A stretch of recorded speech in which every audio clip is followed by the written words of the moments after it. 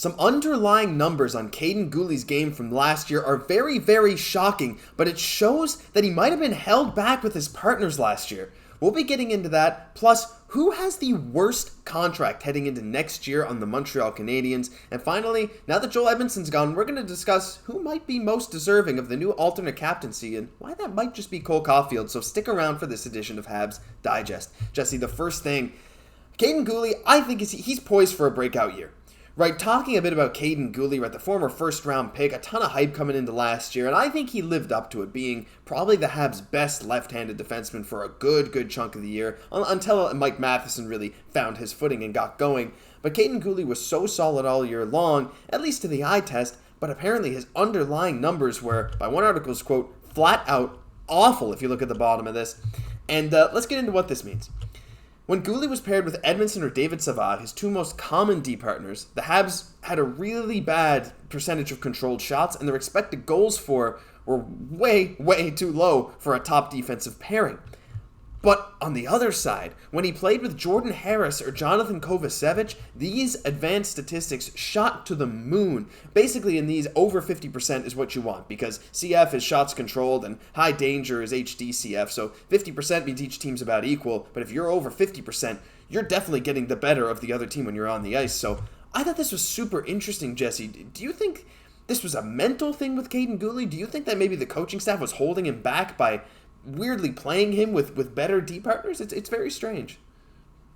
Well, it is a significant statistical difference, and albeit it's only a smaller kind of sample size, but at the same time, you definitely have to take it into account, and there might be multiple reasons, for this. Maybe sometimes playing with Harris and maybe even more so Kovacevic, maybe he was playing against maybe a little bit lesser competition at times, not always, but at some times still playing against some lower competition. So you got to think that helped. But I'm also thinking of just kind of breaking this down of why this would be the case, because it is interesting. It's still very, very important to notice is maybe he benefited from just playing with a little bit more of like a mobile defenseman in Jordan Harris. So somebody who can kind of keep up with him a little bit more. But anyway, it's a good sign towards the kind of the youth movement, a lot of these young guys that we have coming up in the future that he will be playing against, because you're totally right. Like, Guhle is poised for a breakout year coming up. And this past year, he only played 44 games, but he had the third most points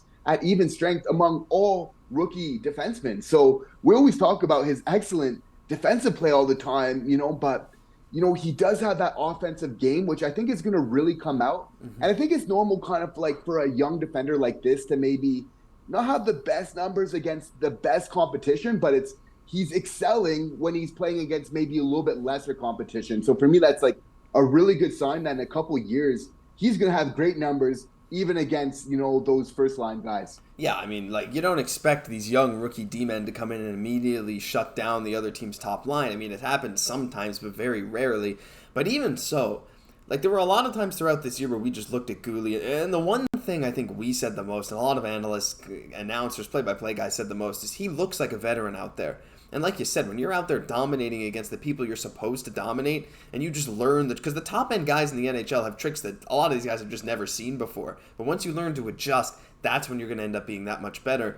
But not only that, I think part of the reason he's poised for a breakout year is because he's more likely to be paired with some of these, more mobile guys. I mean, just looking at some of the young defensemen that are coming up in the Habs system, if you stick Matheson with David Savard, which is maybe pretty likely, and Guhle gets to play most of his games with another mobile D-man, I think that was a great point, Jesse. I mean, I think that can lead him to maybe even having like a 40-point season. I mean, do you see maybe the youth movement helping Kaiden Guhle break out even more as opposed to playing with someone like Edmundson or Savard? Yeah, just the fact that we have so many young guys kind of coming up, is just such a great look, kind of coming up for the future. In my opinion, Josh, or in your opinion, I should say, who would you see Guhle kind of playing with this year? Who would you like to see him kind of paired with? This year, that's actually a really tough question for me, but for now, I actually would not just mind seeing Guhle Harris, because Harris has lots of experience playing on the right D side. The advanced stats there don't lie. He played a decent bit with him last year. I don't like the Guhle Savard pairing. That was often ranked one of the worst D pairings in the league by a lot of advanced stats. I think Guhle Harris. I don't know. It sounds a bit weird, but I think I like it. What about you? That's a good call. That's a good call. No, definitely. I think that that's good in the interim. A Hmm. little bit more of that. I think we'll definitely see this year. But definitely, Guli Mayu. Yeah. If I can call a prospect up, I think that they're going to play absolutely so well together. I can just see again the way that just they're so mobile, right? Such great skaters. I can just kind of see them all over the ice, just really working as such a great pair together, and kind of those things where it's allowing Guli to be even better offensively and obviously Mayu at the same time while still providing an amazing defensive game. So I think that's going to be a great pairing in the future. Yeah, great call. That'll be very, very fun to watch. Topic 2 today. Who has the worst contract on the Habs? Now, there's an article by the hockey writers. I think it was the hockey, or it was some website that broke this down, and they had very interesting choices. We're not really going to give too much light of day to those. So, Jesse, I'm just going to ask you straight off the bat, if you had to pick one worst contract on the Montreal Canadiens, and you guys let us know in the comments down below too, because there's a few options, who would be your number one right now? Well, I love the Habs. I don't like talking smack Of course. about them unless I have to. But yeah, I would have to probably go Joel Armia at number Mm, one, 3.4 million. Probably going to be a fourth liner this year. Obviously, just kind of too much in that role, right? mhm. Kind of thing. So we're obviously going to have to look to kind of move that around. Again, not that he's a terrible player. We know that he's capable so much, still does a lot on the penalty kill, still good defensively. But we just have so many players coming up, right? We have so many prospects where not only is it a lot of money, but it's potentially taking a spot of another player that could maybe kind of develop there. It's just where we're at in our rebuild, more than kind of anything else. Well, for me, he's that number one. Yeah, and that makes a lot of sense, right? I mean, a lot of you guys might also think Mike Hoffman. Mike Hoffman actually didn't make this list that we're talking about, but I think that's simply because he's an expiring contract. He can be flipped at the deadline, 50% retained, and it's very low risk for another team. He's very movable at this point, while Armia has 2 years left as like a borderline unplayable guy at 3.5 million. So, yeah, for sure. But Jesse, I might actually have to do. It feels like I almost feel sick saying this because I really hate to say it, but I might have to agree with the article, and that's say Brendan Gallagher. Now they mentioned Allen because they had Allen at number 2, which is ridiculous on its own, but we're not going to talk about that. But Brendan Gallagher, and here's the issue: as the article states, Brendan Gallagher had something like what? It was less than 20 points in almost 40 games last year. His average ice time last year was about 14 minutes, which is similar to someone like Alex Newhook and less than Jake Evans in the games he played last year. My problem is not necessarily like we talked about this before the show, right? We don't entirely mind the cap hit because of what Gallagher has done for Montreal. It's not like he's not deserving of that money. That's not the point. The point is he has 4 years left at 6.5 million, and his production is that of like a mid-tier third liner.